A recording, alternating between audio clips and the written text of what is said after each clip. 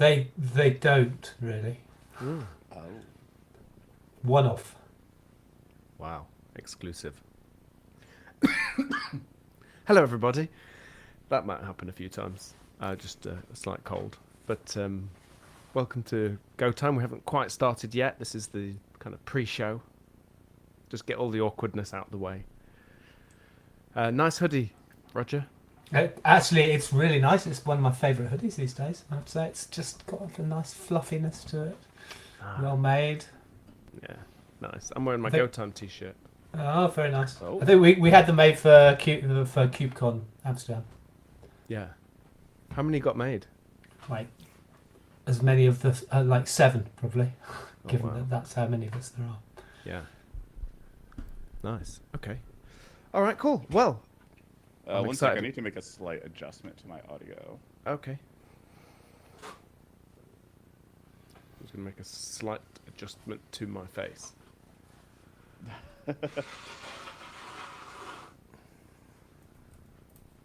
Did you hear that? Yes. Oh, no. How's my audio sound? Is it still good? Yeah, it could be a little bit louder, I think. Little. Yeah. How's that? That good? Yeah, that's good. Okay, perfect. How's mine, by the way? Is it all right? Yeah. Are you using even a fancy mic? No, I'm just using my ancient Logitech webcam thing that Yeah. sits on the top of the. No, I've never had a fancy mic. Yeah. Maybe I should. I'm a bit jealous of all these big mics. Well, it makes a difference. And I see you a lot. I see you a lot on podcasts and stuff, Roger. So I'm rarely on podcasts. You only see me on podcasts when you invite me on one, I think. yeah. That's why I see you. Okay, cool. Should we give this a go then? Ready?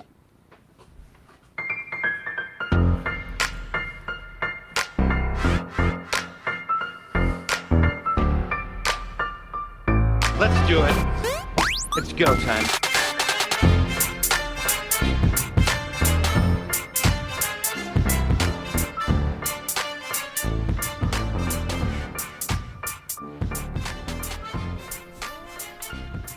Hello there. Welcome to Go Time. I'm Matt Ryer, and I have a cold, so I'm sorry about that.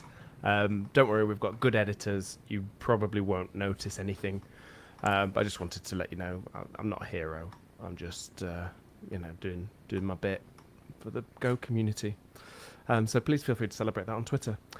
Today we're talking about generics. We're asking, so do we like generics or not? Some people feared that they'd be the end of the language. That people would abuse it and use them in all the wrong places. Others were a bit more hopeful. They had clear use cases and were kind of thrilled that they were getting this feature. But it was also often touted as the reason a lot of people didn't adopt Go. So we have it now. We have generics, our flavor of generics. What do we think of it? Joining me to discuss this is my co-host, Kris Brandow. Hello, Kris. Hello, Matt. How are you doing? I'm not too bad. I've got a bit of a cold, but getting through it. Been soldering on, really. Just being brilliant. Yeah. How about you? I'm doing great.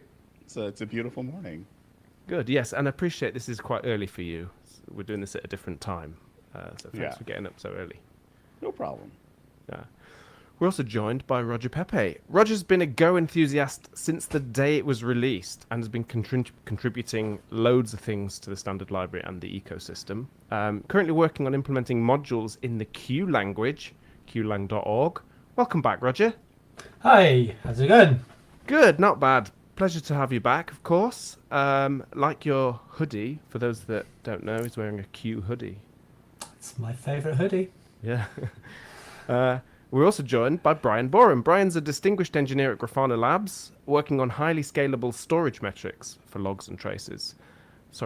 Working on highly scalable storage for metrics, logs, and traces. Bryan's used Go since 2014, so again, a long time there, and contributes to many open source projects, including, you may have heard of Prometheus, perhaps you've used gRPC, and I know a lot of you have used Go itself. Welcome, Bryan. Welcome back. Hi, thanks for having me. Pleasure. Cool. So I'm very excited about this episode because I was one of those people that was I'd used generics in previous languages, and I kind of was excited that we were getting it. How do we feel like maybe we could just give someone a quick overview of what generics are and when they came to Go, just so everyone's caught up? Any volunteers? Roger, you. Okay. Yeah, I mean, generics, they basically mean you can pass types to functions and methods, and you can have types that are themselves associated with types. So you can, it's all a compile time in a sense. You don't need generics, but it means that you can have these things where before you might pass a dynamic interface value, and maybe do a type coercion. Like the classic case, of course, is with containers. So I've made this nice advanced data structure that holds all my values, and I put a value in, and I know that I'm only going to put integers in there, and I get this thing out, and it's not an integer anymore. It's the empty interface, and so I have to assert that it's an interface, that it's an int. But maybe I didn't actually put an int in there, and so my program panics at runtime, and also there are a bunch of performance improvements associated with that, because in that particular example, putting an integer in an interface, if it's greater than 256 or something like that, then it's actually going to have an allocation to put that in an interface. So you're actually paying the price of storing that data, where in fact you actually only need one little integer sized slot for it, and that can really mount up in terms, particularly when you have larger data structures which incorporate types, the safety and the performance aspects both can add up a lot in larger systems, I think. I might want to. Sorry, Matt, you go. Go for it. No. I might want to just kind of note that we had some generic types before, since the beginning, pretty much, like a map, for instance, where whenever you used a map, you had to put in square brackets what the key type was, and then right after that what the value type was. So map string of string, map int of string, or whatever. And so what changed, was it Go 1.18? They put them in. What changed is the kind of availability of the programmer to define their own things, their own types and functions, which still had those little square brackets bit with a type in the middle. So the power was kind of reserved to the Go compiler beforehand, and now we have the power. Yeah, and have we been wielding that power responsibly? Do you feel like? Yeah. Well, I was a C++ programmer for a long time, 20 years. And actually, from the time before C++ had generics. I think a lot of people feared that Go would suffer the way C++ did, because people started writing programs that frankly no one could understand. Using templates, which is the same thing basically in C++. I feel Go has largely escaped that. I personally have not really come across people overusing generics. I think it's kind of too early to say, honestly. I think we've just passed the point where people are generally using it, where people can assume Go 118 that all their users are using Go 118, and I think give it a couple of years, 2 or 3 years, and we'll see. I think whether things are moving in a dubious direction or not. Yeah, would be my take. What do you think about the choice of square brackets? Somebody that was quite new to the language was kind of surprised that it was just using the square brackets and not something different, because it was such a different concept. Bryan, you make a good point about maps and slices being kind of. Well, yeah, slices. The type was outside the square brackets. Yeah. It's not a great pattern. Well, and maps too, right? Well, yeah, maps you have one type inside the square brackets and one outside. It's yeah. I don't know if we could read too much into that. C++ it's angle brackets, less than, greater than. Yeah. So I guess they wanted to distinguish themselves from that. But Well, angle brackets are problematic, right? Deeply problematic because because you're syntactically ambiguous, because you can't tell if you got A less than B, then you can't. Oh, is that the start of a type parameter or is it not? And I think there's lots of good reasons not to use angle brackets for that reason. I think that's the same reason we didn't use parentheses as well, because there was some syntactic ambiguity. Actually, the first generics proposal in Go, or the first serious generics proposal in Go, did use parentheses. So you really can use parentheses, but I think in that case they were considered not sufficiently distinguished. Yeah. Square brackets, it's somewhat distinguished, right? But not. Yeah, there's still some ambiguity there. Right. So I guess that would be semantic ambiguity on the human side of like, what is this thing saying if you use, regular parentheses instead of brackets? Yeah, I think that would look quite weird. Just trying to imagine what it would look like with parentheses. Yeah. Yeah, that would be. Yeah, it did. There were just loads of parentheses. It's like, are we Lisp? yeah. Take me back to the 50s. So, have you used generics yourself?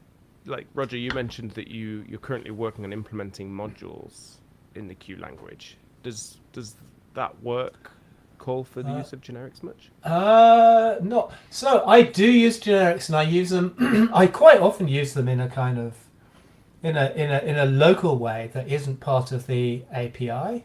Often you want to, like, there was a nice example I came across recently where I had like an interface type and an implementation that basically joined two of those together, and you want to do that in parallel, right? So for every method call, and there were like maybe 10, 12, 15 method calls, you wanted to make a parallel call to both the underlying values and gather the results together.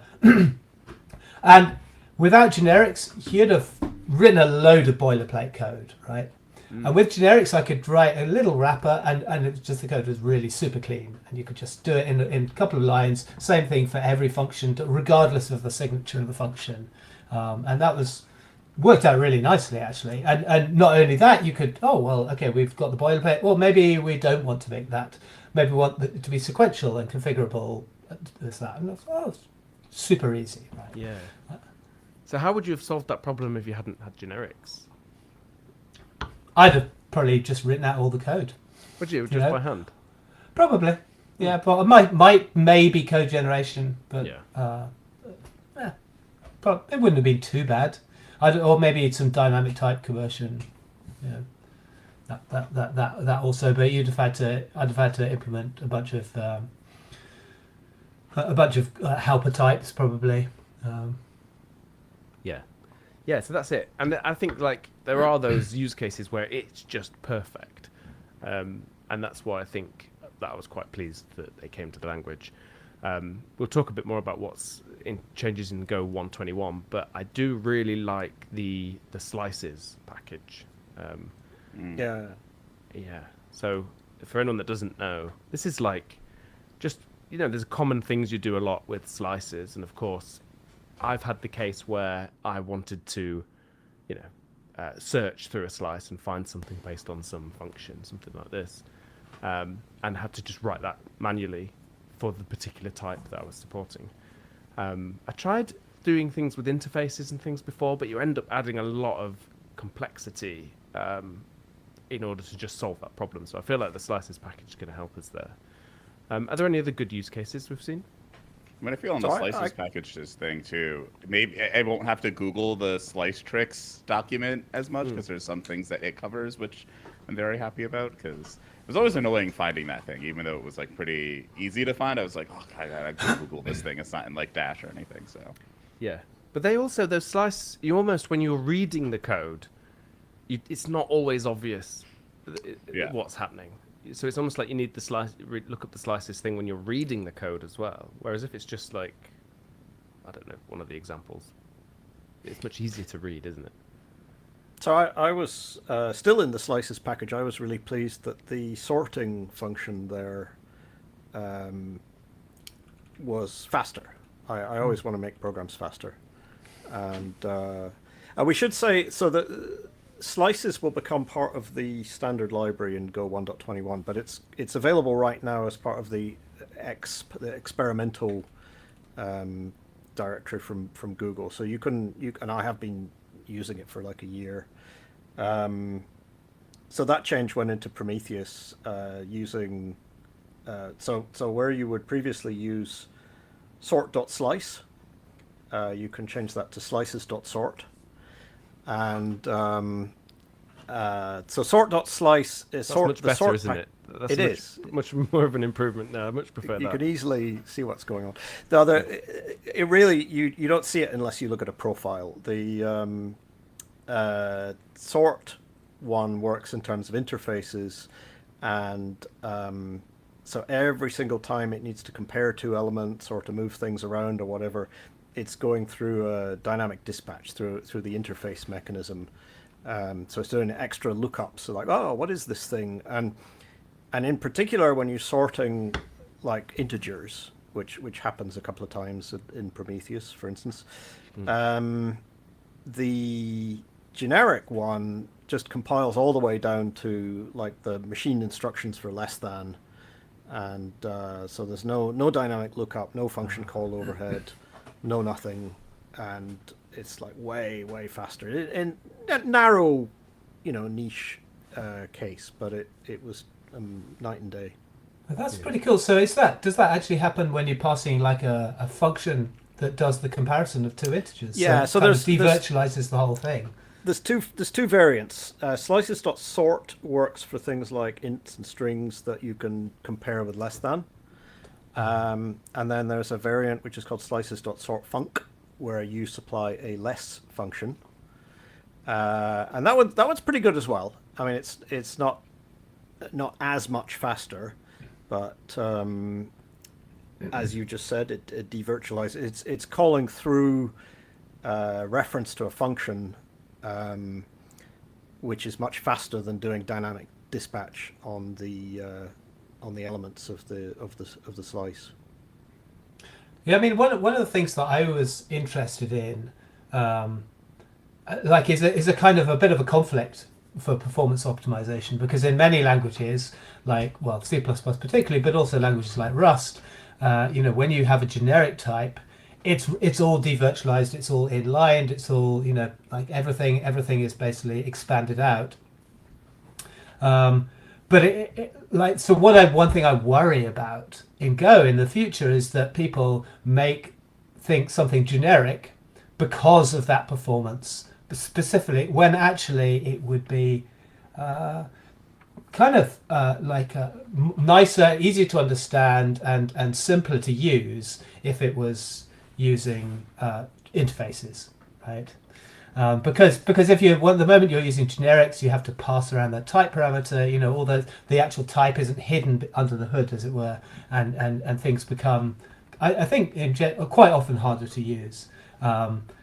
So there's a kind of tension there, because if people make generics truly efficient, like they can be, then you have this pressure to use generic types, and then you start going down the route of things become harder to use, and Go maybe starts to get that reputation. So I'm interested what you think about that, Bryan. Actually, yeah, it's definitely complicated right now, and there's basically two cases. The case where you have some kind of method in your generic. Basically, if your generic type parameter has an interface which has some methods on it, that's one case. And then the case where it doesn't have any methods, but you do want to use things like less than and greater than, and it basically has to be one of the underlying types that the compiler handles. And so right now, the first case, when it basically boils down to an interface, and it's slightly worse than an interface because the compiler is passing a little bit of extra information for the generic mechanism. So generic functions with parameters which are interface type are not that fast. Little bit slower than interfaces pre-generic. Whereas generic functions taking things which don't have methods can be blindingly fast. Can certainly don't have any dynamic dispatch, might enable you to inline things you couldn't do before. So, I mean, I think that's already too complicated for your typical Go programmer to really grasp. That's really down in the weeds. That's sorry, I don't want to insult anyone. I just mean there's too much to grok to get your head around, to read through the details of how this is implemented. And that's just where we are today, where it's what they call monomorphization. It's everything is kind of coerced to look like an interface. I think in the future, if they do start stamping out multiple copies of the code for different types for performance reasons, then it'll get much harder to understand the trade-offs. And I certainly worry a little bit about that. I guess where we are, there's an uncomfortable thing that happens where you get advised to pass around a function parameter, and that's exactly why sortfunc, slices.sortfunc, has this extra parameter that we kind of don't want to exist. And it's a value parameter, not a type parameter. I mean, that's in C++, that would be a type parameter. That would be parameterization on the type of the function rather than a value that you pass into the function. So yeah, we've got something that's a little bit ugly, I would say. And I guess what most people are just perfectly happy to get the power, the expressive power. We should be trying to express programs nicely, elegantly. That should be our first concern, and then make it work, make it right, make it fast. Only the last thing you do is performance.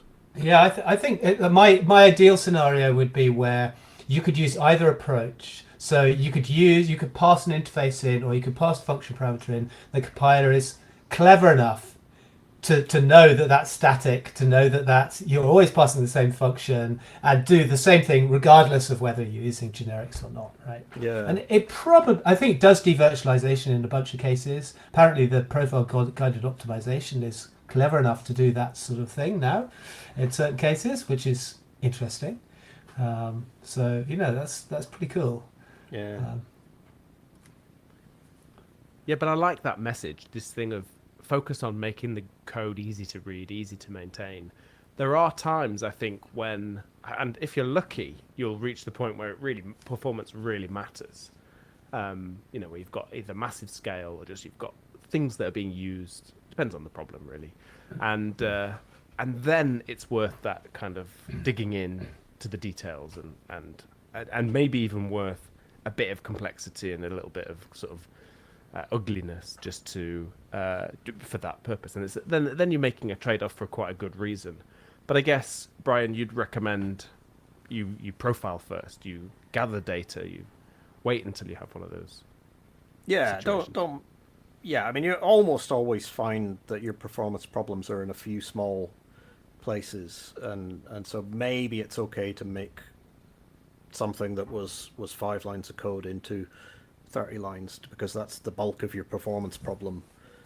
But don't do that all over the place. Yeah, and that is tempting.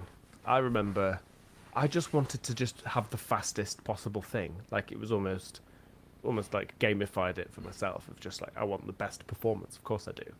And I would sometimes trade off the, I felt like I'm being clever here. I'm doing this. And yeah, it might be complicated. It takes a bit. You have to be smart to understand it. I wouldn't go as far as insulting half the community like you did, Bryan.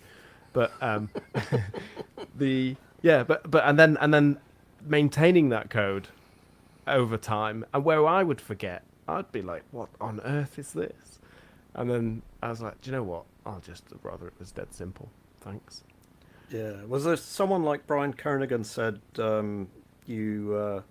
you need to be smarter to debug a piece of code than you do to write it.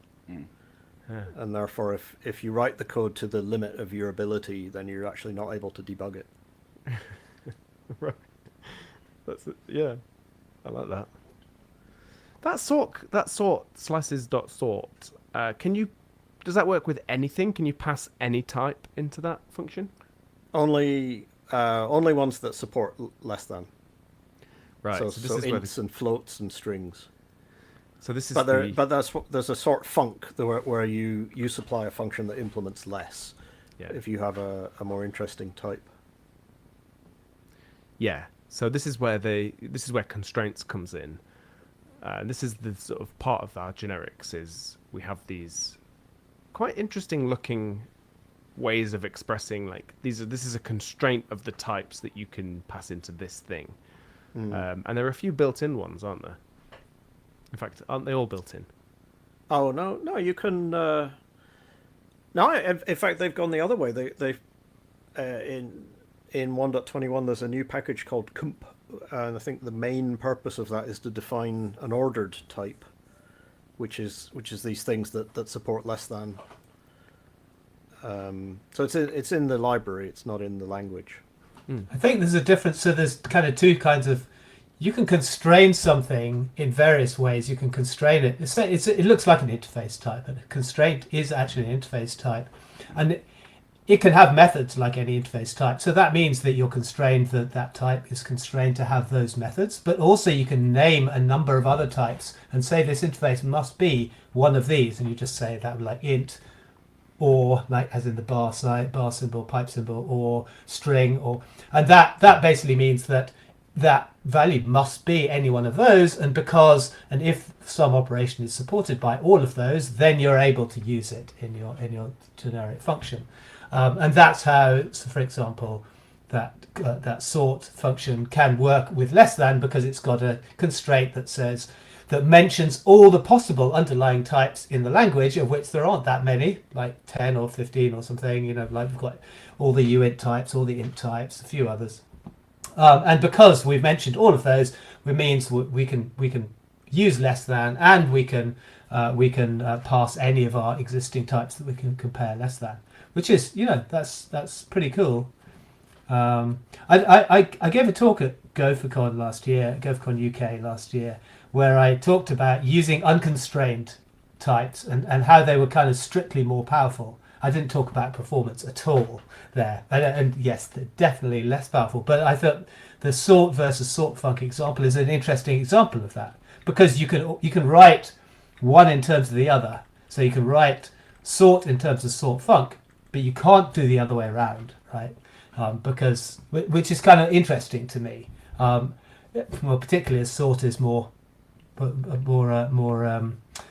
performant as well, which is like a bit of a shame, right? Because we'd like to be able to write the more generic, the more powerful version, rather than the other one, if ideally, I think. But that actually made me think of. So there's one thing we haven't talked about here, which I think is like, it just kind of fell out from the design, and I think it's amazingly powerful and quite interesting is that of generic interface types, right? Which people don't. I'm not sure people are aware of quite how useful or powerful they are. So you can have an interface type that actually itself has a type parameter.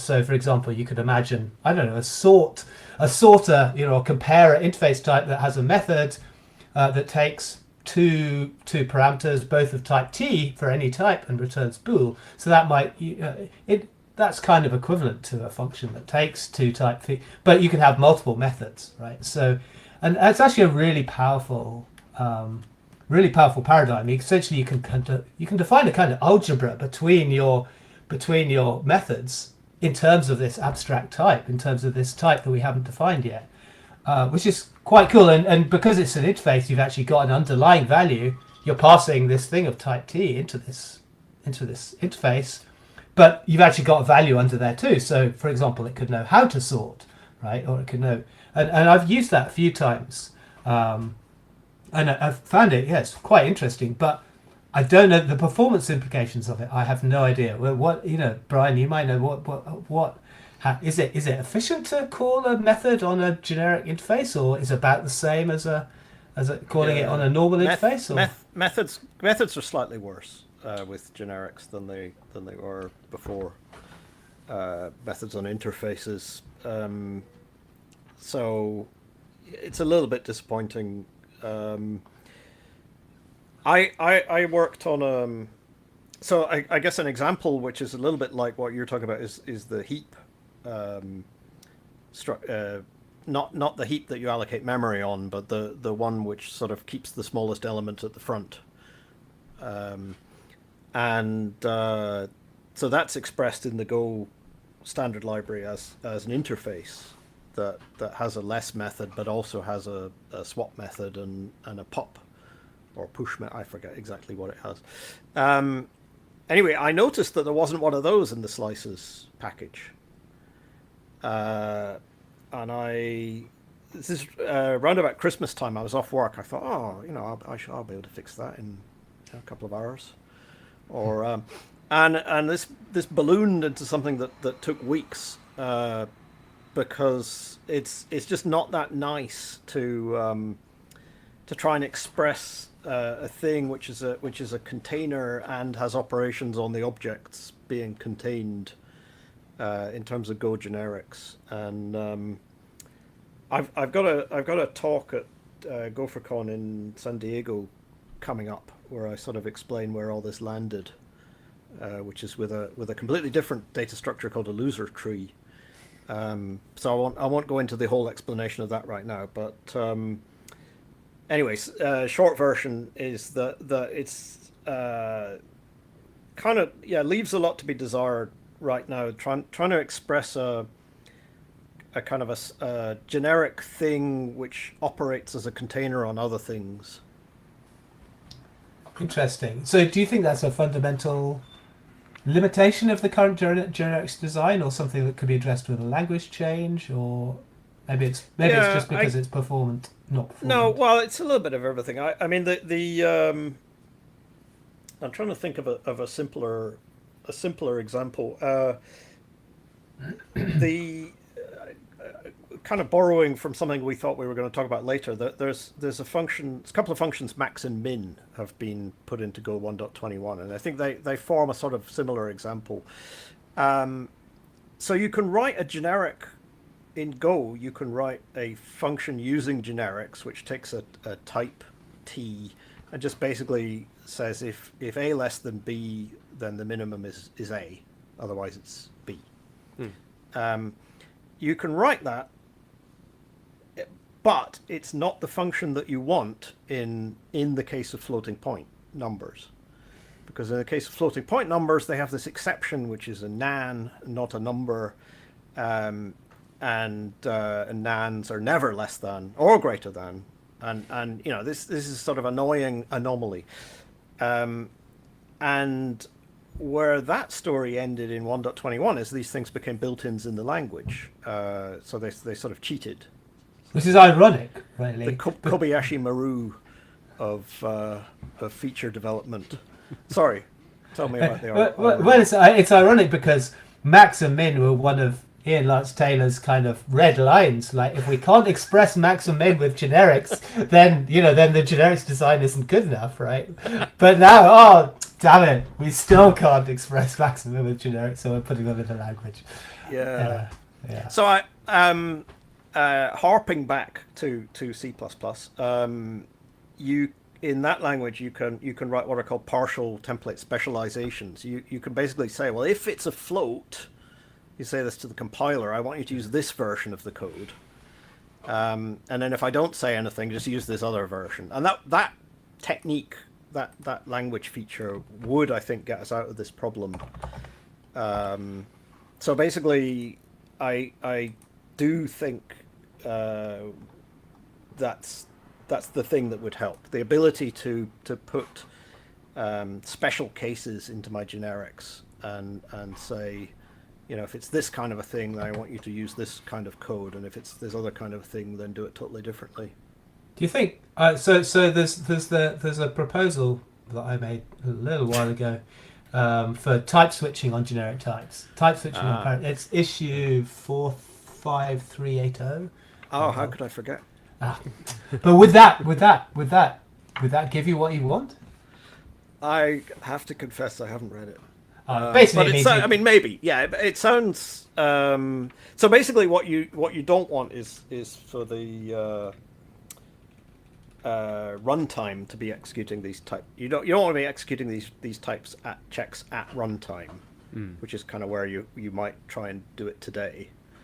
It would work, but it would just be horrible in performance for anything low level, like a sort or something like that. So yes, if the compiler is doing it at compile time, that would be better. I guess a type. I mean, is it literally a switch, like with case statements? Is that what you proposed? Yeah, pretty much. Yeah. Except the target of the switch is the type itself rather than a value. So you can just it'd be interesting to try it out. I mean, all the other things that I'm familiar with in that space tend to do more of a pattern matching approach. I guess Rust does that, doesn't it? I'm not a big Rust user, but I think it borrowed the idea from Haskell, which sort of borrowed it from ML, which I did learn.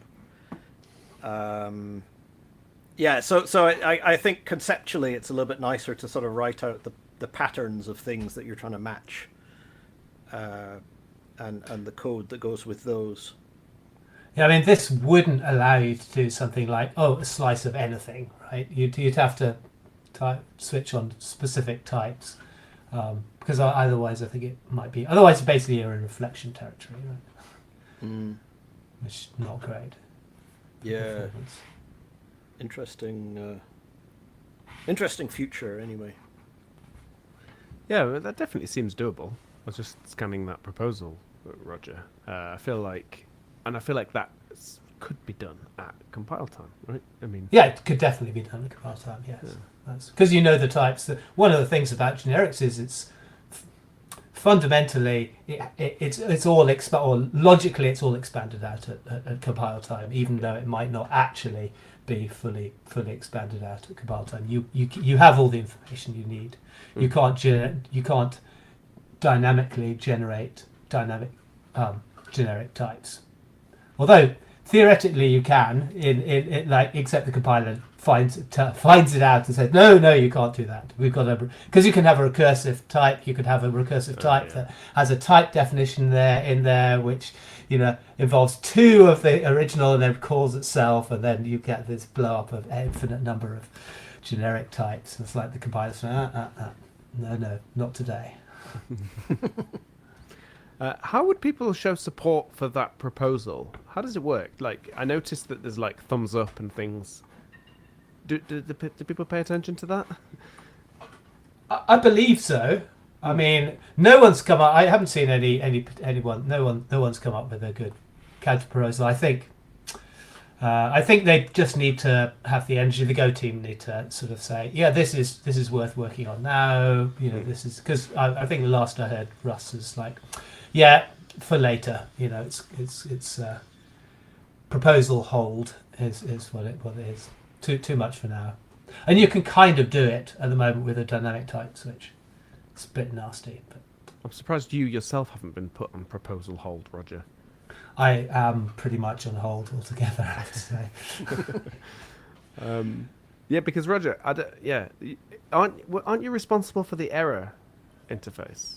I did suggest the error interface, and they saw it and said, yes, this is what we're looking for, because they were about to propose like the error thing that just be a package that you imported everywhere. Everywhere would have to import errors and say errors.error, and it's like, no, come on, this is Well, then it'd be more popular than Testify, at least until then. Oh, by the way, I found out at GopherCon we did a panel with the Go team. I found out that Testify, my package, is banned in Google. So it's like, good. That's going on my resume. What do you mean good, Bryan? Don't you use it? Well, I like I think conflict is good for bit of tension, bit of drama. CDD. Well, I could use that as a moment to shout at QT which is my generics based testing package, which I quite like. It was kind of has vague heritage from Gustavo's Czech package originally, but anyway, yes, it uses generics, and I quite like it because it's small, which I don't think you can accuse Testify of being small. No, I also had that same feeling, and I actually have another package which is on GitHub @Ryer/is, and that is like, I call it Testify off steroids. It's like the minimalist version for the same kind of reason, but it's not generic. So that's quite interesting. Yeah, so this is quite nice because if you want to compare two things, for equality, or particularly for not equality, you want to make sure that they're actually the same type, and generics can do that quite nicely. And I quite like. So the other nice thing I think about it is it's composable. So you can put these things together and you can make new checkers which all fit into the same framework. So I've been using it recently, and I've been quite happy with it. I shall post a link to it. Yeah, well, we'll put a link into the show notes for that. Very cool. I was going to ask. Oh, it's literally QT, the letters. It saves importing dot. It's Qt dot is a fairly small prefix. Yeah. Cool. Good thing we have a link, because I think people Googling Qt are going to find not that. This is true. Actually, I should shout out Francesco Banconi, who wrote the original quick test, from which this is pretty much. He was a previous colleague of mine, so we wrote it together basically. Nice. So when it comes to like people choosing to pick up generics or not, is there sort of advice, like we sometimes say, if you're going to do an abstraction, like solve the problem a couple of times before, and that really helps figure out what the right kind of abstraction is, or if indeed there is one that's suitable. Do we have the same kind of advice for generics? Is this a case where you think there's a clear case for generics, so just use it, or should you just solve your problems with the specific type if you only need to solve it for one type first and make them generic later? What would be your thoughts on that? Yeah, I think I would agree with that. I mean, I thought you liked conflict, Bryan. Well, yeah, I just like writing programs. Like, keep it simple most of the time. So if you just implemented one thing, then yeah, don't muck around making it generic. It's only if you find yourself implementing it 2 or 3 times, or you want to reuse the same thing in somebody else's program, and it really benefits from being made generic in that way. Right. One of the things that I really like, actually, for using that pattern in Go, and it applies for both interfaces and generics, actually, is that you can do that. You can do it for one type, and actually the changes to make it generic, the changes to make it use an interface tend to be pretty small, right? You can take that generic code and just like do a global substitution of the type by the type parameter, and done. Just add a few square brackets here and there. That's just works. So I would say that's a good approach, and helped by Go's syntax and semantics. I found it sometimes takes a bit of thought to figure out what is the thing that I should be parameterizing. If I've sort of fundamentally got a slice of thing, do I parameterize on the thing that it is the slice, or do I parameterize on the thing inside the slice?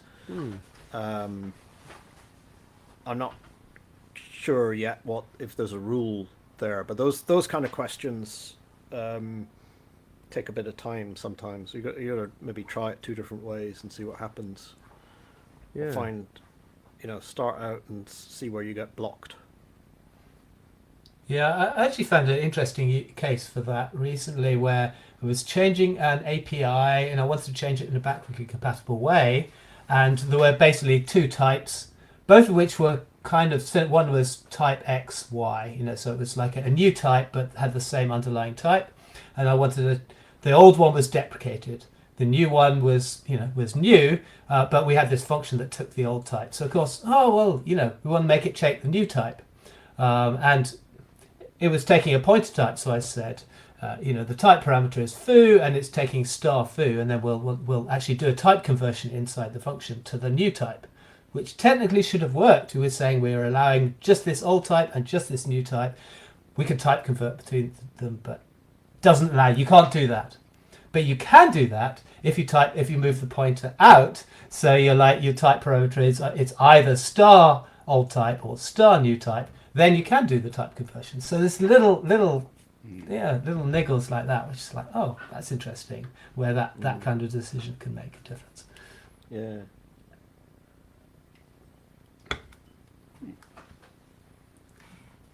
So generally, Bryan, then, would you say that you are unhappy with the performance of generics, or do you feel like, in most cases... I would go as far as disappointed, because I personally, with my background in C++, I sort of expected there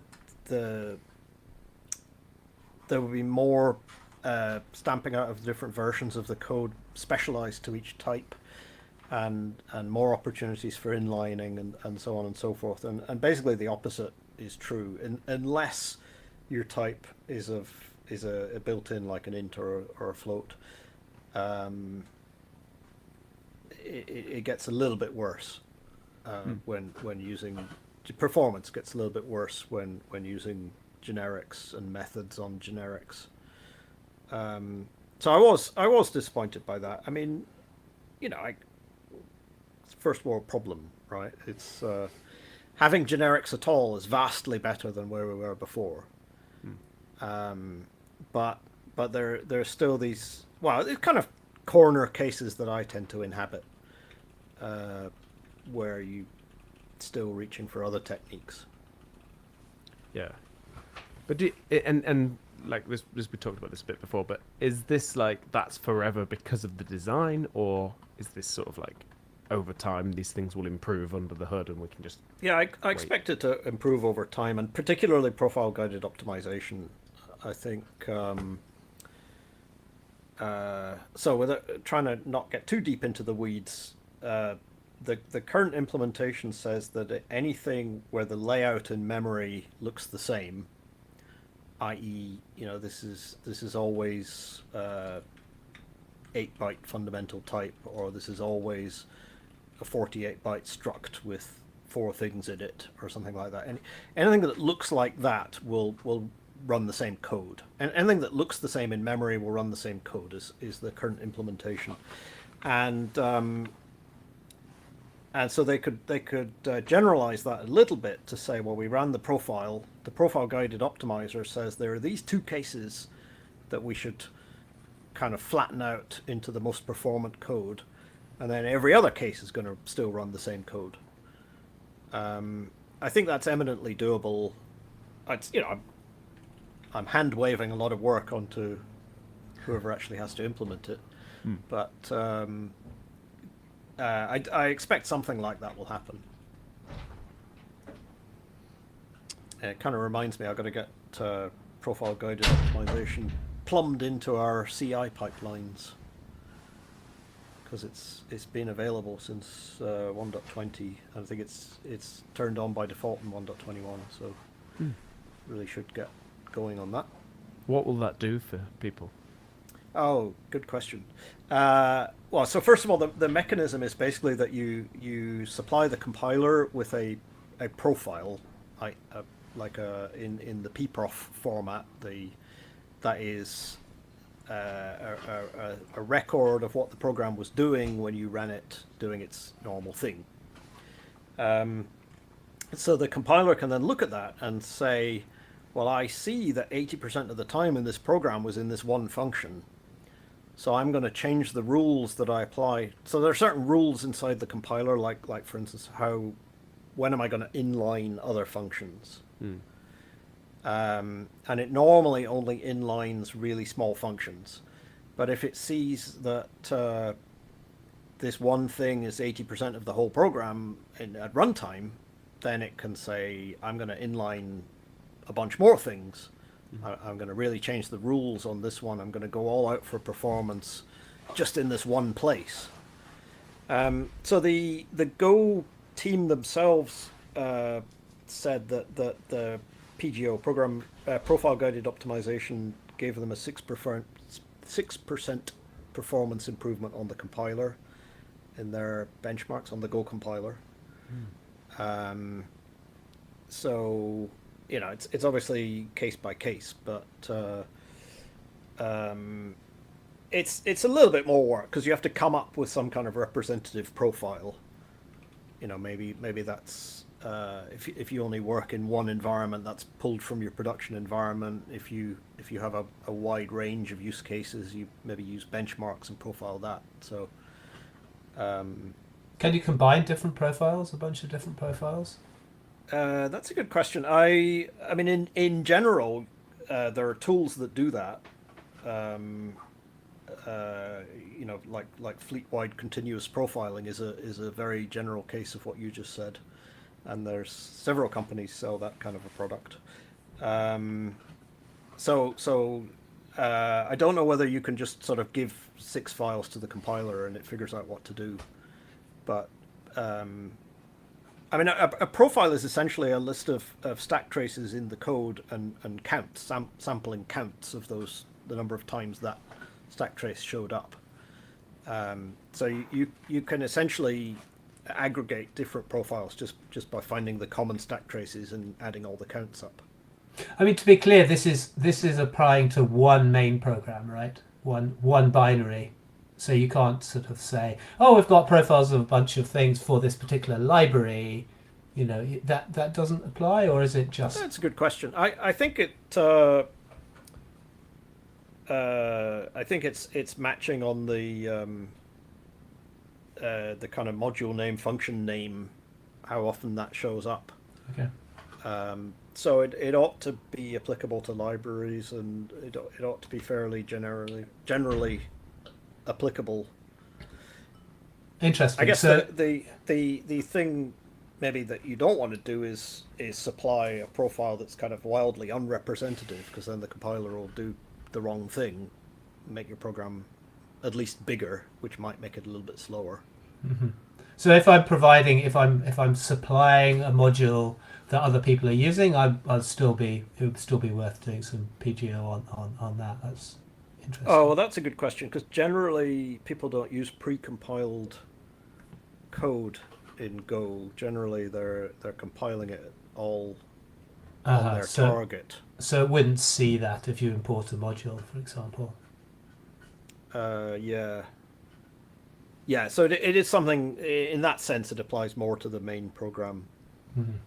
And would you keep updating the profile so that you sort of, as things change, you keep? Right. Yeah, that would be a good idea. I don't think that's vital. I think, like I say, the worst thing that can happen is the compiler kind of optimizes the wrong thing. Right. But I don't think it. Sorry, Roger. Just like that has the potential to be interesting, because the profile guided program itself will have different profile, right? So you kind of need to iterate. That's a good point. Yeah, I think that it's at the margins. It's things like certainly right now inlining, I think, is the main thing that gets affected. But it might in future do loop unrolling, for instance, based on how intensive this function is used. Yeah, until we have an AI that's just doing this all for us, and then we can stop worrying about it, and we don't have to talk to Bryan anymore. On the performance point, I know it wasn't planned this way, but I kind of feel like having generics have slightly worse performance for that kind of interfacey case might actually be good for us in the long term. So I feel like it will make it so people don't right now jump into just using generics. They're like, oh, well, this is so much faster than interfaces, so I'm going to use this thing instead of what's been there before. So I feel like maybe that in the long term will help us escape the kind of just using this thing because it's faster, or just using this thing because it's shiny, and will keep us solidly rooted in using interfaces where interfaces are appropriate. And then, oh, well, I really do have this use case for generics, so I will use it in this place, even though I know I'm paying a performance penalty now, even if it might not be true in the future. I assume we're going to get better with generics, and then they might be faster than interfaces in the future. Or maybe we'll also make interfaces faster in some way. Yeah, that was precisely what I was trying to get at before. Actually, like I do think that there's this pressure if it's much faster to use generics where it might not be appropriate, and I think that's the worry about everyone has, or many people had about generics just polluting code because generics are faster, therefore everything must use generics. You change io.copy, so instead of taking a reader and a writer value, you make it parameterized on the types, which could be faster, right? And probably would be faster. So why wouldn't you do that? But that means it's actually more complex to use, right? Yeah, I'm hoping that the years of people using far too many Go routines and far too many channels has taught us as a community to not overdo the nice things we do, kind of ruin them. Yeah. We do hear that a lot. We do say it a lot, and we talk about that a lot. And I do think that's important. So yeah, that's great. Well, before we move on to unpopular opinions, are there any other things coming in Go 121 that we're excited about? It gets released next month in August 2023. Min and Max, they're cool. That clear function's a bit weird, isn't it? I was going to bring that up. I think I'm happy with clear function. It's I know it only saves a little bit of code, but having to write those loops over a map to clear everything out was always kind of annoying. I just want this to be empty now. It's weird how it does it with slices. Yeah. Yeah, it does something that you sometimes want to do with a slice. It fills it full of the zero value. But it's so different to what it does with maps. So if you have a slice that has 100 elements in it, and you call clear on it, then you still have a slice with 100 elements in it, but they're all zero. Right. Which I think is a very, very niche case. What most people would expect is they have a zero length slice when they finish. Yeah. So I don't really know. I didn't read through all the thinking that arrived at that. I guess it's equivalent to mem0 in C, right? So it's very efficient because you can use essentially an underlying machine instruction, probably one, to just zero it out just like in one thing really efficiently, and that might not be easy if you're using a loop.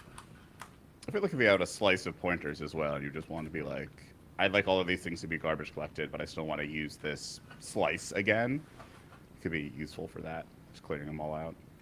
Yeah, it's very occasionally useful. It's just that the same name does something so different with maps and slices. Yeah. I guess that's the same rare. with most of those, right? Make and new and all of that. I guess new doesn't, but make definitely does different things with maps and slices. Sort of. Yeah.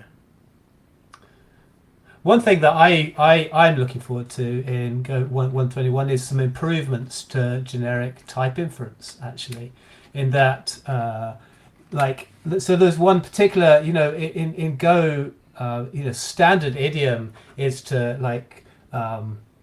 return concrete types, but use interfaces, right? So you're returning concrete type, but you're actually going to be maybe you're accepting an interface. But this didn't work for generic interfaces. So you could have a concrete implementation, and you pass it to this generic interface, and it's no, you can't do that. You have to explicitly mention this type parameter, even though you can clearly see that one implements the other, and now you don't anymore. So that's pretty cool, actually.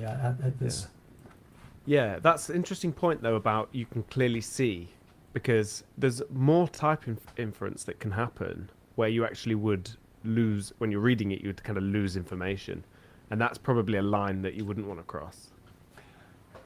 It's a tricky line to choose, and they said they were conservative initially, and now they're a little bit less conservative. But I think that's really, and also you can, if you've got a generic function, you don't necessarily it will infer the type of that generic function from where you're assigning it to. So if you've got a function, a generic less function that automatically knows how to compare two comparable types, for example, and you pass that to something that expects a generic, another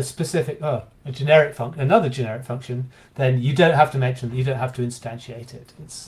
It'll infer from where you're assigning it to the type parameter for the function. which is also quite cool, actually, particularly in the context of things like slices.sort, func, and that sort of thing. So we've talked about the slices package quite a lot. There's also a maps package that sort of matches it.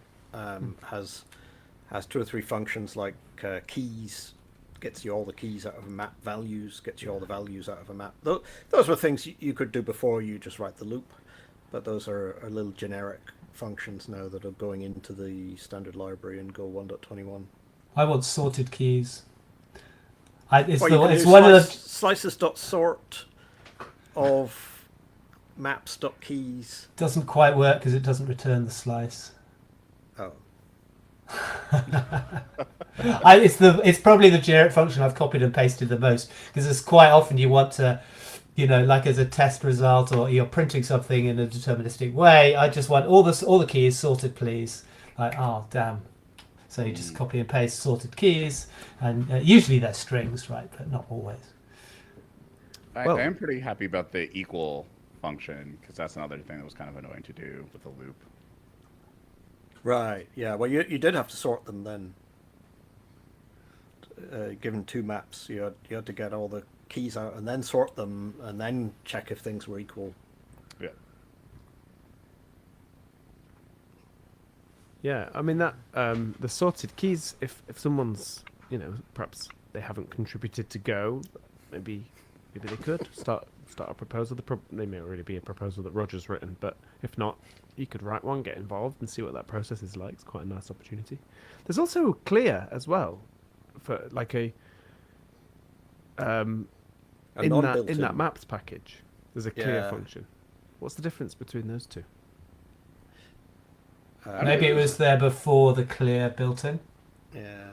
Looking at the docs package, it doesn't look like, or the docs for the package, doesn't look like there's a clear function here.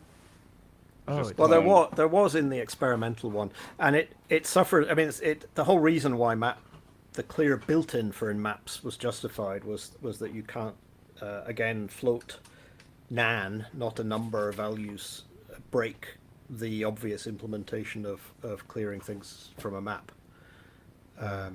because a nan is never equal to anything.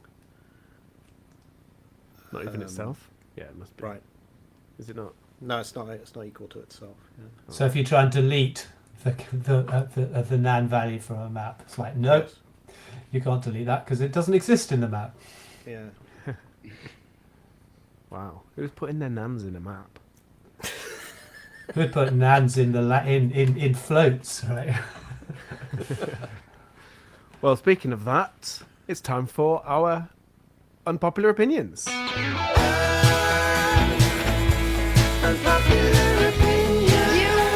actually think you should probably leave.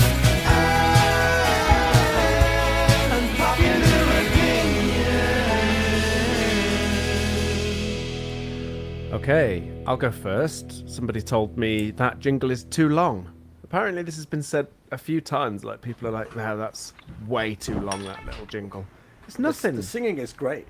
Thanks, Bryan. That's really sweet. You've accidentally been nice to me. Actually, it was very well put together by the mysterious Breakmaster Cylinder, who edited that and made it sound good. It's 25 seconds long, a little jingle. Is that too long? I feel like it's I like the it. exact amount. Yeah, what's going on? I like that you should probably leave, but Yeah, thank you, yeah. I actually think you should probably leave. You've gone, it's gone too just far. wait. Does anyone else have an unpopular opinion? I have an unpopular opinion. It's definitely non-techie. Oh, yeah. My unpopular opinion is that a shower is no good unless it goes properly cold. Oh, what do you mean? You turn it cold, or you just stay in there? I always until all finish. the I always water's finish by alternating on hot and cold, and it has to finish on cold. And if it doesn't, it's deeply disappointing. But I think it was recommended by a physiotherapist once to stop inflammation and things, and I started doing it, and now I go to someone's house and it turned it down to cold, and it's like still lukewarm, and it's like, oh no, I just feel bad. I feel unfinished. It's just not right. Do you gradually make it go cold, like sort of the opposite of boiling a frog? Or do you No, just no, blast it? absolute straight blast cold, blast hot, blast cold. Yeah, absolutely. Wow. I heard that's good for your immune system as well. Like you. It's good for all things. And lack of it is bad for bad for my my start of the day. So there you go. Yeah. Wow. I do like Today the I ice learned. pool thing. Brian, have you ever had a freezing cold shower? Well, yeah, when things are broken, yeah, or it's a good example of a bad user interface, right? Where you it's a little bit too hot, and you turn it sort of a tiny amount, Yeah. and it's freezing cold, Right. and that's my experience. I do it by accident. I think if I had the choice between a hot shower that couldn't go cold or just a shower that was cold, I'd probably go for the cold one. Yeah, would you? I'm tempted to get into cold showers because I hear a lot about it. And I used to love the plunge pools you get sometimes in places where there's just ice cold water. You just basically throw your body in it. And I find that to be really refreshing. People do all sorts of ice swimming and things like that. Maybe my opinion will become popular with Matt in the future. I'm going to give it a go, that's for sure. I Chris, feel what like do you when reckon? it's hot outside, I kind of want to do more of a cold shower. Or like if I get back from a run when it's been like 90 something degrees outside, I'm like, I just really would like to be a lot cooler than I am right now. So I feel like that can sometimes be good. I don't know, I feel like I alternate. Sometimes I'm like, okay, like doing a little bit of cold at the end sounds good. But most of the time I'm like, I just want to do a nice hot shower. Also, I keep my apartment very cold. So I think sometimes I get that cold by like stepping out of the shower and it's like, oh, okay, now it's just like very cold all at once. I find it weird if I've had the cold at the end, I actually feel warmer when I come out of the shower. If I've had a hot shower, I feel colder. I think there's something about my body saying, "Oh, it's cold. I want to keep warm," and then you turn it off. It's like, "Oh, I'm warm." Yeah. Oh, hang on. But because you feel different, right? You feel the difference. Your skin temperature is colder, I guess, but you Yeah. feel warmer. Yeah, because the outside air is warmer. Oh yeah, all right. That's cool. Do you do any other weird stuff in the shower? Roger? I'm not saying. No, fair enough. Fair enough. I had an idea. This doesn't exist, I don't think, but this should exist. And the idea was a little device you could put on your tap, and it has a blue and a red LED, and then depending on the temperature of the water, it changes and sort of like shines down. So the water glows. It's glowing red if it's hot, and cold if it's blue. I don't know if in every country that they're the two colours that people use for hot and cold. Should be, I feel like feels like quite universal, but I wouldn't be surprised. What do you think of that idea? Are you in? Do you want to invest? What's halfway? What's lukewarm? It puts both. It's a kind of purple. Yeah, Purple. it would have to be. It literally would just be a very simple. I could get Ron Evans to build this probably with Tiny Go, and probably wouldn't even Tricky. need that. Electricity and water is not a great mix. I disagree. They love each other. They get very excited. They're too friendly, I think, if anything. Your product liability people might have something to say about this. Well, that's why I don't hire those people. I mean, I do feel that there's sometimes electricity in that, 'cause, you have those obnoxious like hands-free faucets that have to have some amount of electricity for the sensor or whatever. Yeah. So it's kind of like that. Yeah. It's just adding some LEDs instead of some sensors. Yeah, I've got one of those taps that does immediate boiling water, which turns out eventually good because you're not boiling a full kettle. If you want a cup of tea, you can just do it straight from the tap. But then I think I want that tap in my bath as well, so I can just Scold yourself. yeah, well, yeah. But Yeah, product liability. yeah, again, so you don't want to invest, Brian. That's what I'm hearing. Yeah. Yeah. Okay. No, fair enough. Hopefully it does really well then, and you'll be like, I was the guy that missed out on the Well, LED I have taps. often thought that a hedge fund, which the investment strategy was just exactly whatever the opposite is of whatever I invested in. That would be a great product. Yeah, there's another idea I had when we redid our kitchen, and I wanted to, instead of cupboards, just have dishwashers. Just every cupboard was a dishwasher. and you just put your dishes away, just cleanse them. They stay there. You don't have to pack them away. Imagine how much time you'd save. And I pitched it to the guy that was designing the kitchen. Like I pitched it as though I was dead serious, and he was sort of thinking of contemplating it, and then he just said like it'd be really expensive and wasteful to run, you know. And So you probably don't want to wash your cereal boxes, right? Oh yeah, that's true. You want there's other things. Well, you could just not turn it on. But yeah, that's a good point. You can cook salmon that way Can you? in your dishwasher. Is that what you do? Just don't Brian? put the soap tablet Don't put in. detergent in. Yeah. Yeah, what put like a dressing in instead? Wrap it in foil. Two layers. Have you ever done it, Brian? No. I've heard this too. Oh, I'm not going to try it either. I think if you've got a huge salmon, it's quite difficult to, it's not going to fit in your oven, right? It's not. I could see why people might want to do this. Yeah. You could take the drawers out. I bet you could cook loads of stuff like that. What are we doing? We're wasting our time.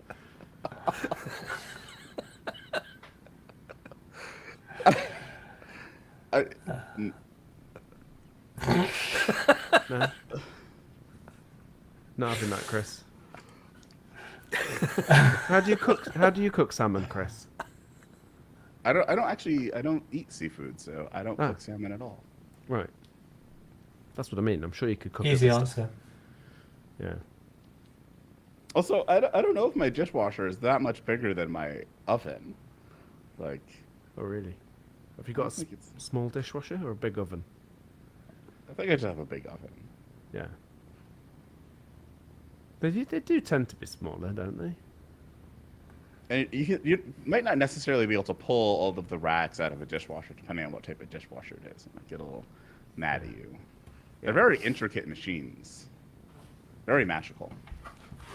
Yeah, they're clever. They're good. I've got one which, at the end of its cycle, it opens the door. It Ours pushes does the that door too. open. Yes. Good. It's weird when you're in the room and you've forgotten that it's on. You hear that. What's going on over there? Yeah. I love that. If anybody wants a good watch, there's a guy on YouTube that has not one but 2 whole videos on dishwashers and how they work.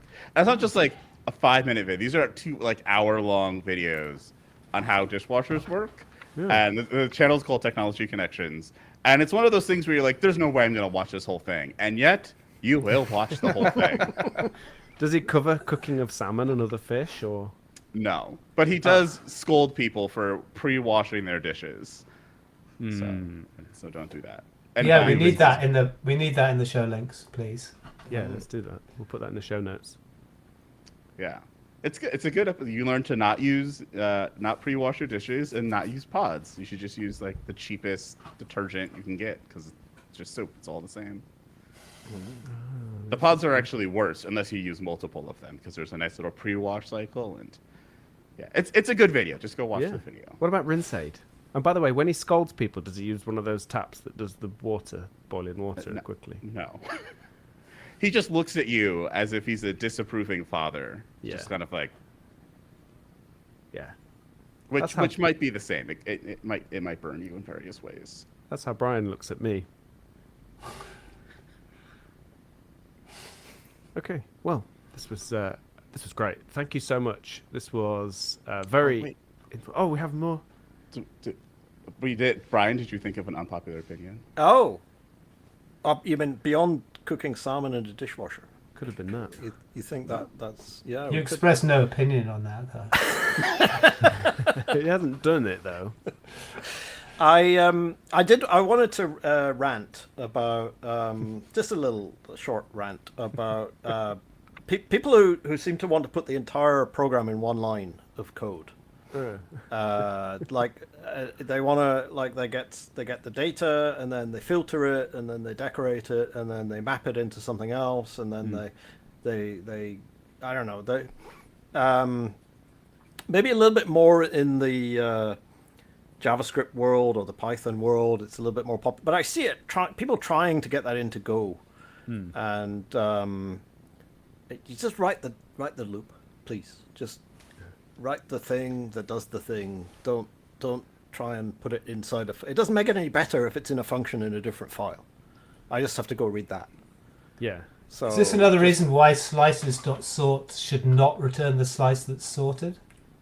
Oh, is that what's Because what's that hurting you? enables you to kind of wrap, you've got, I've got okay. this thing that returns a slice and I sort it and I can have them all in the same expression, deeply nested, sort, filter, blah, blah, blah, blah, blah, blah. Yeah.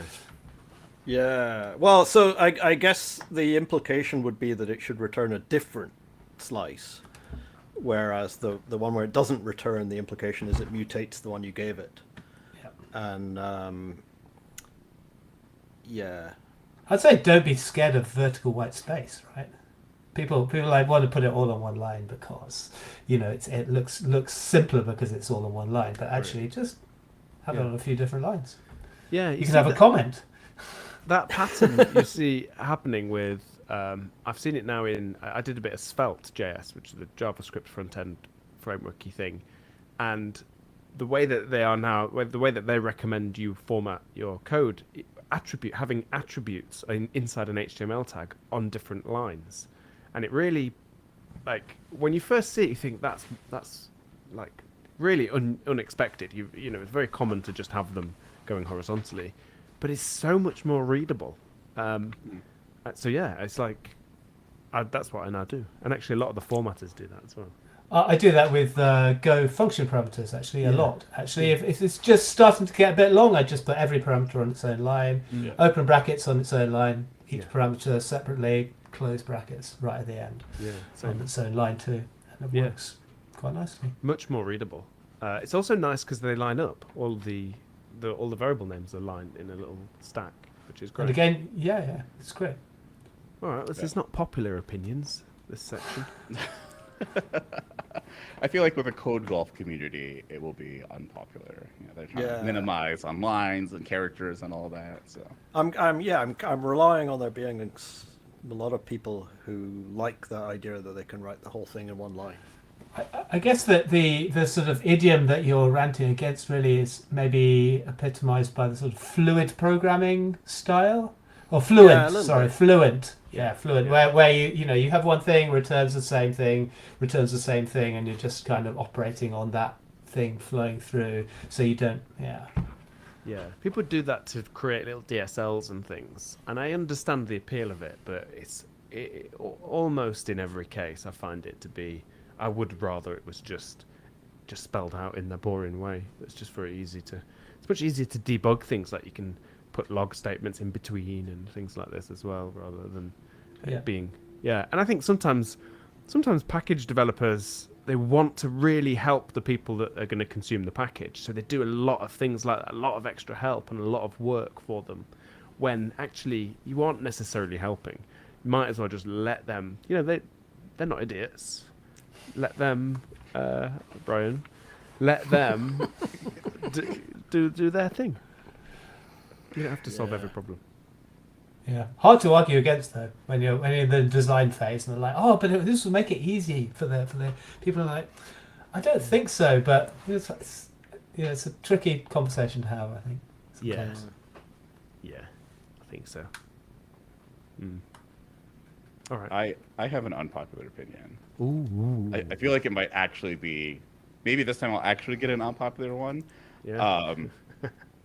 So humble brag. Humble brag. I do have, I think, the second most unpopular opinion ever. What was that one? Like, I don't know. I think it might have been the one where I said calling Golang is like dead naming somebody. Oh, right. That one was very unpopular. People were very mad at me about that one. I think that's popular with me. Yeah. I think it's popular with a certain subset of people, but. So yeah, my unpopular opinion, it's about analogies. I think that the tech debt analogy, we should get rid of it, because I don't think the thing that we're talking about when we're talking about tech debt is debt. I think it's more akin to malpractice, and people are being irresponsible. Because I think most of the time when tech gets brought up, it's like, oh, we're just going to skip writing the test or skip writing documentation so that we can get this thing out the door faster. Or we're just like going to code this in like a really messy way so it gets out the door faster. And I'm like, that's not debt. That's you not doing your job properly. Like, please just write the comments and the docs and the tests. It's like, it's part of the job. Like, you can't cut out vital things. Or if you do, then you're committing malpractice, and like we should call it that, and that's why I think it's going to be unpopular. So it's not tech debt; it's malpractice. Do you ever though make like technical decisions that are pragmatic? Like there are ways that, I don't mean skipping tests. I mean I do TDD, so I rarely skip tests and docs. I think that's all very important. But do you not sometimes think, well, this thing could be better, but we're going to it's good enough for now and we're going to ship it. But then maybe at some point we know we have to come back and fix this up.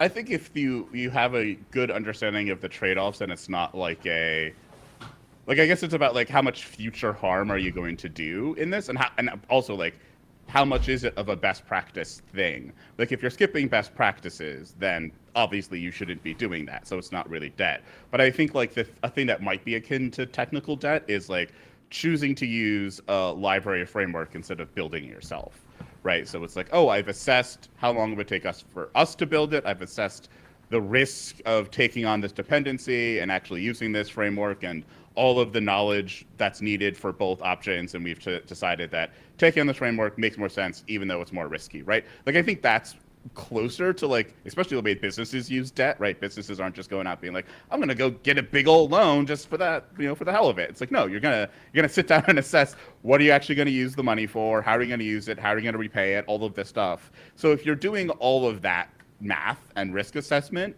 then I think what you are doing is likely a debt-focused thing. But that's rarely, if ever, at least in my experience, what people are doing. They're just kind of not doing the things they should be doing and then being like, oh, we'll just fix it later. And then later literally never comes. And then they just throw out the whole thing. And they're like, okay, we're going to do it right this time. And they do the same thing again.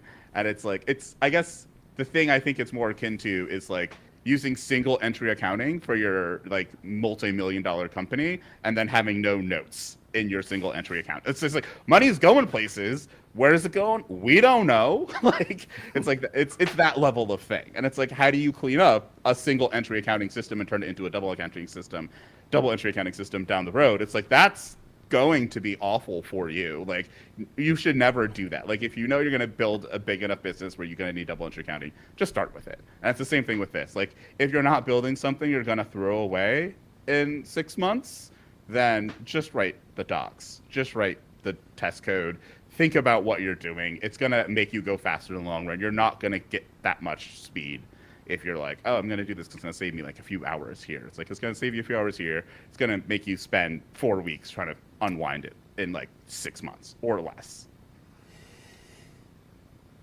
Yeah.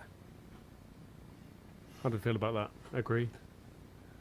For me, a lot of the tech debt, so the biggest tech debt things that I've seen in the past it's often been because you've made a new API, for example, right? You've made the new API. You can't remove the old API because people are using it, so you end up with 2 versions of the API. And at some point in the future, you realize that no one is using the old API anymore. But removing it, maybe you've written it in such a way that that it's really hard to remove the old one, but you kind of want to because it's holding you back because it's using loads of stuff that you want to be able to get rid of. So that's tech debt to me. You're in this situation of being indebted to this thing at the past, which you kind of had to take on this debt, and you kind of have to pay it sometime. That would be my. That's often the case. Like not just skipping tests. That's an easy. Like we're taking on this. We're committing malpractice by deliberately taking on this debt, I suppose. But there's loads of other cases, I think, where it just arises because as Matt says, pragmatism, because you have to do this this way, otherwise you won't make progress. Right? Yeah, and I think once again, if you've like done a lot of measured analysis of things when you go into it, and you're like, okay, this is why we've taken this on. I think it can be described as a debt. But But I think a lot of the times when people are doing it, they're not winding up in those situations because of. I feel like a lot of times, at least when I've walked into places, it's like we've wound up at those places not because people have like thought things through, but because they just rushed to do something. So it's like, oh, well, this thing is hard to maintain, so we're just going to greenfield it.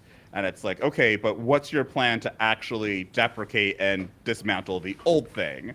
And it's like, well, we didn't think about that. I'm like, well, okay, well, that's not. Once again, we're back in the realm of like, just because you have it, like you have it now, and you don't like that you have it. Well, you have it because you didn't plan to actually get rid of the thing, but you knew you had to get rid of the thing. That doesn't feel as much like responsible debt usage to me. That once again feels like, no, you should have planned for how you're going to get rid of it if you knew you were going to get rid of it. Obviously, if like you need to build this new API for some reason and you're like, we don't know how we're going to get rid of the old one, and we're marking that down as a debt, and we know we're going to have to deal with it, and it's no going to be painful. Different situation, right? Like a good use. Yeah, but we know how to get rid of it. It's just going to take 2 man months of work, and we don't have that time. That's usually. Yeah, we know how to do it. We know exactly what we want to do, but we just have to pay that debt, right? Yeah. Kris, I bet your finances are in great shape, aren't they? Yes. I thought so.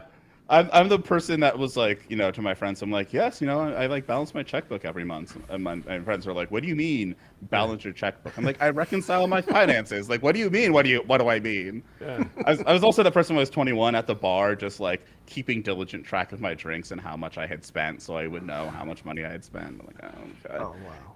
Even while very drunk, I would do this. I'd be like, okay, I'm just documenting. I'll wake up the next morning and be like, okay, well, I guess that's exactly how much I drink. Okay, and you look at the credit. It's like, oh, yeah.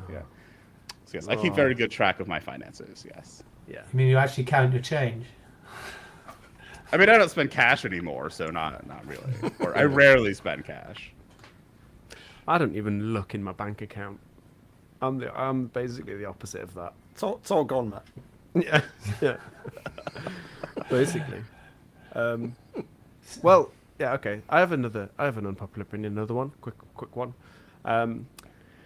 I get this. We obviously want to be nice and kind to everyone, but actually, in the right places, banter, being mean, poking fun, is the way I've built my strongest friendships with people. So I actually think it's not as simple as just always be kind and nice to everyone. I think it's an intellectual exercise sometimes to, especially if you do it in a way that's funny and somewhat uplifting. It can be. So I just don't think, my unpopular opinion is, don't always be nice to everyone, because you miss out. Be mean to your friends, is that what you're saying? I mean, I basically am. Kind of. Okay. I hate the idea of upsetting anyone. Like and I do that because that's a risk you take. Like sometimes, one time, this is quite embarrassing, but I'll tell this quick story. I was introduced to this guy, and he had a very cool, like the way he was dressed was very cool, but it was like deliberately, almost like dystopian. Like he looked dystopian in his whole vibe, which I really appreciated. I thought he looked great. So he had like really sort of tatty clothes and like scruffy hair and stuff. It looked great. And then someone introduced him and said, "Oh, this is John." And I just said, "Didn't I give you £1 earlier?" Outside. So it was just like, obviously, and I don't think he liked it. And so it's that's one of those things where I'm drifting off to sleep and I'm like suddenly woken again where I've said this horrible thing to somebody. Take a risk sometimes, it doesn't pay off, but to the right person, like if someone said something like that to me, I'd be thrilled. And I do get it, because of like at the conferences. I was at GopherCon EU recently, and someone said to me last year, someone said, oh, because I talk about my hairline a lot, they said, your hair doesn't look that bad from a distance. From a distance. It's like, you're quite good looking in low res. It'd be gorgeous if I was a Minecraft character. And then this year someone said, because they're joking, they feel like they know me, and it's a complete stranger, but they just said, is that a wig? Why would I choose this? It's like imagine going to a wig shop and saying, "Oh yeah, how much is that one?" Very affordable. I thought it would be because it's tiny. They clearly think your hair looks. They thought your hair looks good. I cannot think why. Yeah. Yeah, exactly. It doesn't look. It's not great. It's not great, but so yeah, banter and what do you think? That thing you said about the low res reminds me of that cute from far but far from cute line, Right. which is always like fun. But I don't think I don't know how much I disagree with you, because I think in some spaces there is this like very large sense. I think especially within tech companies now, there's a very large sense of like, yes, be nice to everybody, be kind, be civil, all of that. And then I think of like the like black or queer spaces that I'm in. I like people are not like that's not how things work there, right? It's like we're mean to each other all of the time. This isn't like all people in this community, but a lot of people, it's where the whole like throwing shade comes from, reading people, all of that. It's just like this, yeah, you kind of, read people for filth sometimes. You're just like, yeah, there's my friend, but like, no, what you did, I gotta rip you apart for that. Yeah. And I think there's also this like slight level for me where I don't particularly like when environments try to be like, be kind to everybody, be nice to everybody, we're welcoming to everybody, because that's like a little bit of a dog whistle for me that it's like, I'm probably not in a safe space. Like this is like, I guess to be blunt, it's like, this is some white people nonsense when that happens. I'm just like, that we have to recognize that sometimes people are going to not be nice. And what are you going to do then? You're just going to tell them to be nice? Like, that's not how this works. Like, who determines what is nice? Is it you that determines what's nice? Because what might be nice for you might not be nice for me. So I think there's a lot of complexity in there. But I think overall, Matt, I agree with you slightly. Yeah. Yeah. I mean, those roasts, when they do like the comedy roasts of people, I'd love to be doing that. Like maybe we could have that as a regular segment. Like today's the roast of Bryan Boreham. Just like do the whole episode. Yeah. It'll be a new series, that one. But I was listening back to one of the episodes. I think it was a Gophers Slack episode where you were hosting, Matt, and like all of us were just roasting you for like the entire episode, and that was fun. Yeah, exactly. Yeah, it's fun. But I think you miss like. If you have this very sterile environment, and I understand why this happens in tech companies, of course, we want to make sure that people aren't, like, you don't want to upset people. But there's a missed opportunity there to build some stronger. It's a little bit like a cut. When you get scar tissue on a cut and it's stronger, that scar tissue is stronger than the tissue was before. So these little cuts, these little jibes, I think we need it. The more you explain this, the more I'm like, I think I agree with you. Because I think too, like part of the issue I have with the like just be nice to everybody is it's like, is that really the biggest problem you think we need to solve right now? It's just like people are saying mean things, and I'm like, that's not the biggest problem that I've certainly had in a lot of these tech spaces. I'm just like, hey, I would just really like it if people weren't doing racist things all the time. Can we like solve that? And it's not them saying things; it's like other things. Yeah. So I think sometimes we focus a little bit too much on the like, oh, just say kind things to each other, please. Right. Yeah, it's almost worse by just now. At least we've solved this problem because we're all saying these right things. It reminds me a bit of like a few years ago when there was a really big push to like get rid of certain words that we use in tech, like whitelist and blacklist and master and all of this. And people are like, well, it's really painful for like people of color to have to see these words and all of this. And I'm like, people of color, like black people were just like, what do you mean? Like, seeing the word slave is not throwing me into an existential crisis or anything. It's a thing that happened, but also like this usage of master is not different. Whitelists and blacklists have different like words can mean multiple things. So it's like this feels really weird as a thing for us to be focusing on right now, especially when it's like there are much bigger problems that we should probably be looking at, and there was like a insignificant amount of effort that went into like. Let's go through all the code bases and remove master. Let's go through all the code bases and remove blacklist and whitelist and all of this. And I feel like after that, people were kind of like after the election of Barack Obama, were like, oh, no more racism. Like we got rid of all the stuff. But it was like that. Yeah. That's not the stuff. That's not the thing. I think it's kind of the same with this, like, oh, everybody's being nice and civil and kind to each other right now. So there's clearly no problems with Right. other stuff. Like, that's not how that works. Tokenism, right? Yeah, on a level, yeah. But Roger, you're quite a nice guy. Are you ever mean to people? Never. Only my friends. Yeah, exactly. Your best, your closest. We friends. definitely have some good banter. Yeah. Yeah, but you mentioned this, Kris. Like, sometimes, I mean, I think it's really valuable. A joke that's a jibe can be a really kind of good way of actually people like getting some feedback. Like, of actually like, that's how we do it. Like, if someone, I don't know, if they're like being big-headed or something. The way that the punishment, the social kind of reaction to that is often a joke, or you poke fun at it or something like that, and it's a kind of a nicest way, or a very nice way in some ways, to deliver that bit of feedback in a kind of light-hearted, and it's non-serious. And Many true word is said in jest, right? yeah, Yeah. So you mean you're just it might sound like banter, but you're actually being mean. well, I think it's sometimes it's a good signal. It's a signal, and it gets you thinking. But it's a safe way to do it. Like, humor is often a safer way. I don't know. Bryan, you called a lot of people idiots today on this podcast, so I assume you're on board with this. Individually by name, yeah. Yeah. Yeah, we'll cut it out. We'll cut out all the names. That's brutal. I'm just sitting here thinking that there are a lot of cultural differences, and that really in a bigger company tends to be a thing that you need to watch out for, and in a broadcast medium, you have to go to the lowest common denominator. That makes it harder, right? But I do love, the sort of.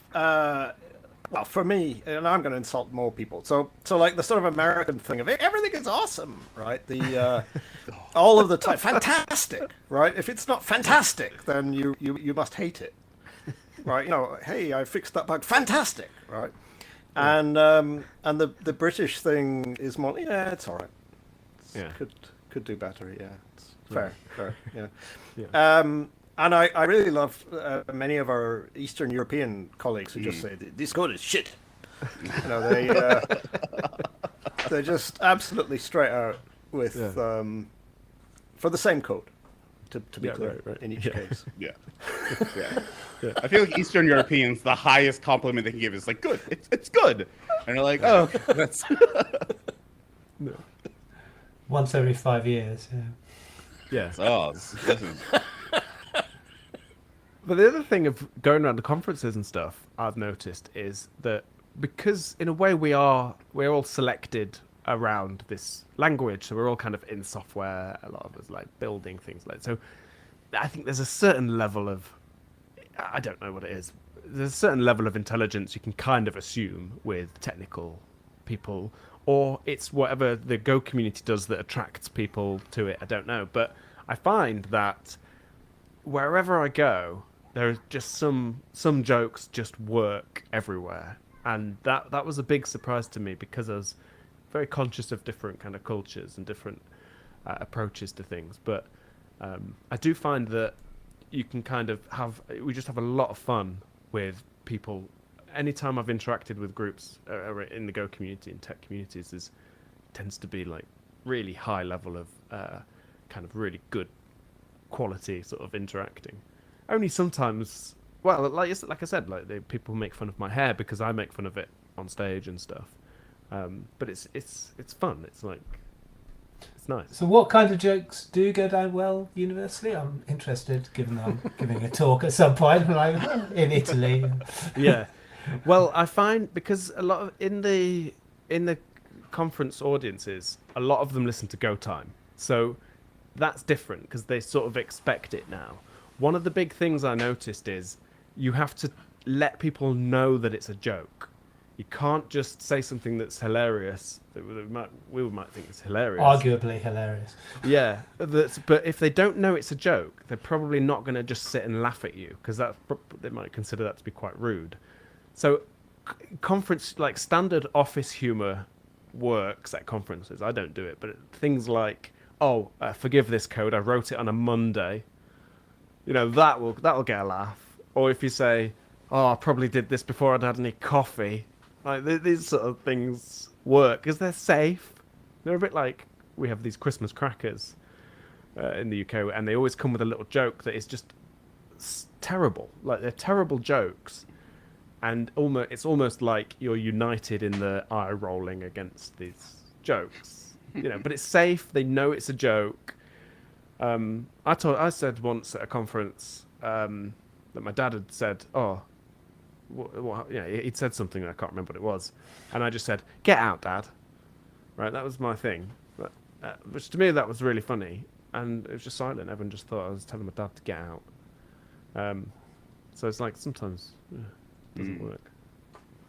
Yeah, I feel like the broader thing is like it's just you got to have a lot of nuance with this, right? I think sometimes in these types of spaces or in communities, or I guess in the world in general, it's like people want to have like one easy way that's like universally true, objectively. Like everybody should be nice to each other, or like everybody should be, once again, like everybody should be nice or kind, or these other like very positive words. And it's like, well, I mean, that's not possible. Like there's going to be some people who are like going to be like not nice or not kind, but it's also just like infeasible since like what is nice from one person's perspective is not nice from another person's perspective. There's the whole thing about like with Southern people where if they say like, "Oh, bless your heart," it's like, are you saying that in a nice way, or are you saying that in like the quote nice way, right? So it's like the very same words said in the very same way could mean two completely different things. So I think it's more like we got to be like, let's navigate these situations better and just like have ways of like, if there is harm that's done, repairing that harm and focus on that and making sure that's like, okay, that's a line we've crossed. Let's make sure we don't cross that line again. Yeah. Right. But I think when people start getting into the dogmatic like universality of like, don't tell jokes about things or don't do this or don't do that, it's kind of like, I don't know, like that's a little too much and this pendulum has swung a bit too much to the other side. Yeah, and so we should forgive people as well if they do cross those lines, because usually, especially if it's a joke, like usually it depends, but if it's coming from a good place and it's too far or whatever, I do think we need to be a bit more forgiving rather than. I sometimes get DMs and it'll just say, "Matt, no."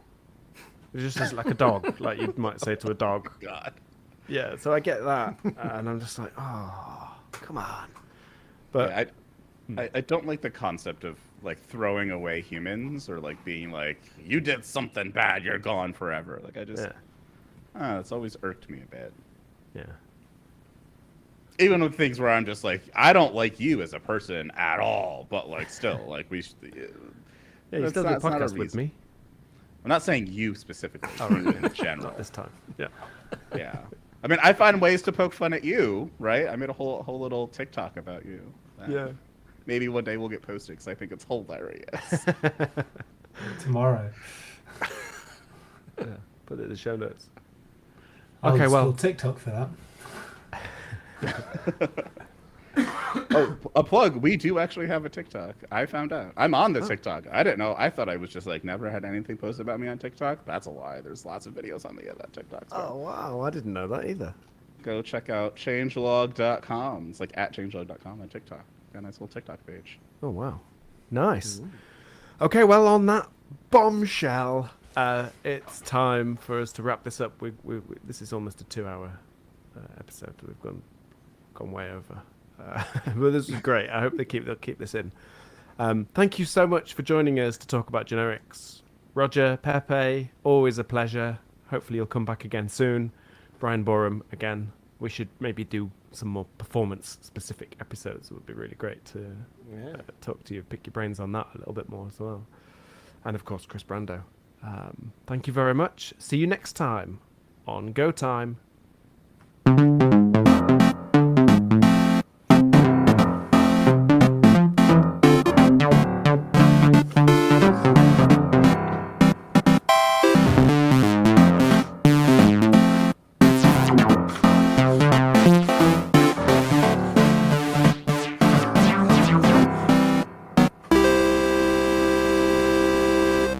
trying to blow my nose to the rhythm so no one would notice it. Matt, you just keep giving me good clips to add to that TikTok. Excellent. Making a TikTok, I have like a rough cut of it. It's the meme style of like the one that's like, have you ever looked at someone and wondered what is going on in their head? And it plays this sped up version of Sweet Dreams after it. So I'm just cramming clips into that. It's quite. I keep laughing at it every time I watch it. I'm just like, this is amusing. Yeah. Oh, yeah. Exactly. This is it backs up my unpopular opinion. So I love that too. I was flattered. Cool. Thank you so much, everyone. Please stop your local recordings. Yeah, good point. The local recording. We should Keep stop hold of it. broadcasting to YouTube.